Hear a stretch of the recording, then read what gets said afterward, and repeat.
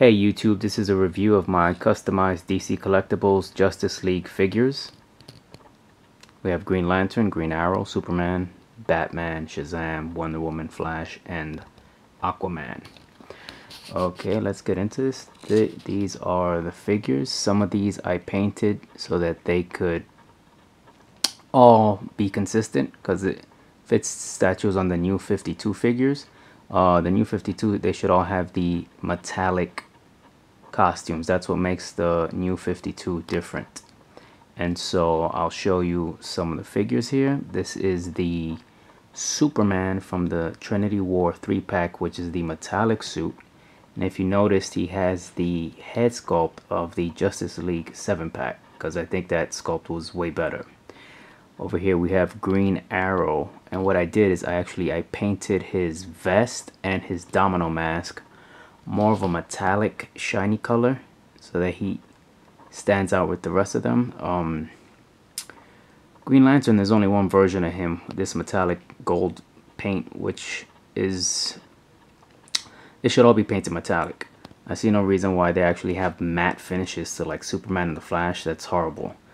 This is the metallic Batman from the Heroes vs. Villains 7-pack. All I did is I didn't think the matte black went with the metallic costume, so I painted it glossy so that way it looks more like the comic books with a truly all metallic costume on Batman. And then here's Shazam, which I actually like the best, the physical representation of him.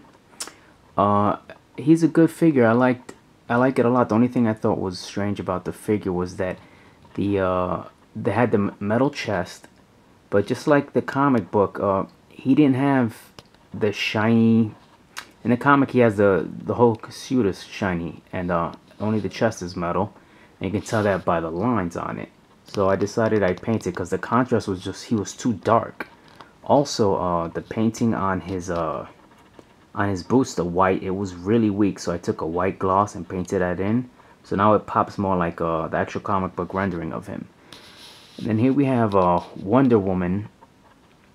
For whatever reason, there's no metallic version of her. You know, she has this dark gray, this dark red chest plate. So I decided to make her fit in with the rest of the figures. She'd have to be painted a metallic red, which I think now she actually fits in. This is the metallic Flash that came in the 7-pack Heroes vs. Villains, which is a great figure, way better than that matte red. And this is also the Aquaman from that 7-pack as well, with a different head sculpt. In order for him to fit in as well, I painted his gloves and his pants a metallic green, so that way he actually fits in with the metallic Flash, Wonder Woman, Shazam, Batman, Superman, Green Arrow, and Green Lantern.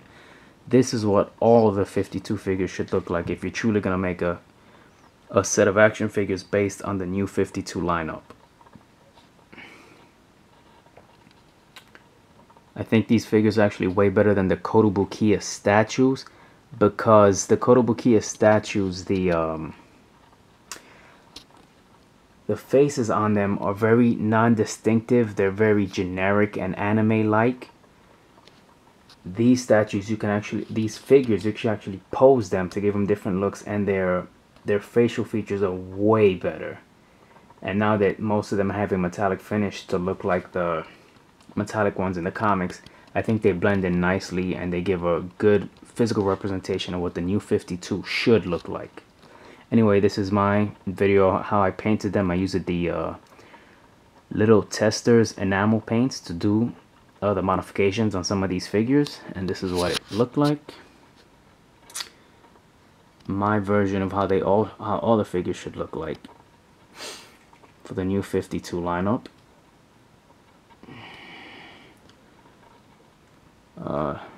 Post opinions whether you like it or you don't.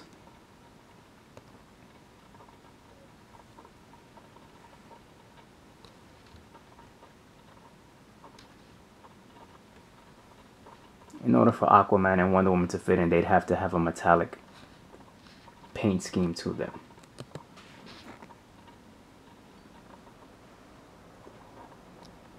Anyway, these are my modified or customized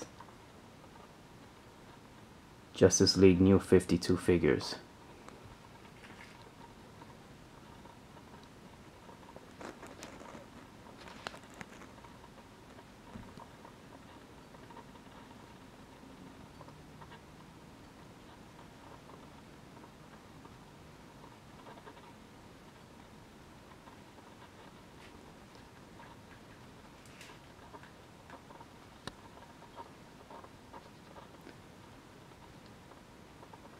Tell me what you guys think.